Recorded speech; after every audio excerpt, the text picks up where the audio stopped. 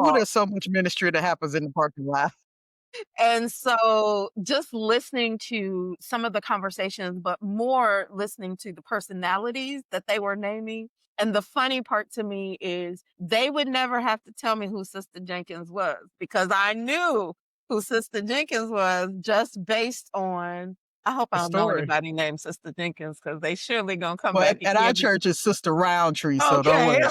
You can use Sister Roundtree. Okay, Sister Roundtree. If I didn't know who Sister Roundtree was, I knew who she was based on how they described her. So I think it's really important if you know anything about family dynamics, and most of us know it kind of peripherally so, right? Like we'll say, oh, that's the family scapegoat, or she's the one in the family that everybody goes to, or the hero, Strong or one. yeah, the strong one, the one who never cries, the one who gives all the great advice. I mean, so the more I started listening to those conversations, the more I was like, there is something here about how we function around this Thanksgiving table and how the folks at the church house, how they function around the pulpit or in the Sunday school classroom. And so just seeing that there was definite synergy between those two things when I went back to get my graduate or do my graduate work in counseling. When they asked the question, what do you want to study more of? I said, oh, I definitely want to study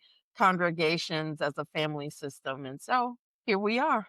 You know, and as I said, we're kindred spirit in so many ways. A part of my work was in identity formation and understanding spiritual identity development, but it was through the lens of kind of family systems. Okay. A lot of my work looked at childhood trauma and how that informed our spiritual identity development, kind of how they interplayed. Hmm.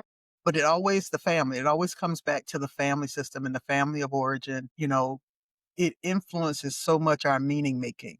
Kind of Hmm. like if you see how your family operates and then you see how your family operates in church context or Hmm. in faith context, you, without any assistance, are trying to make meaning of all that and What try does to this mean? to integrate Absolutely. that.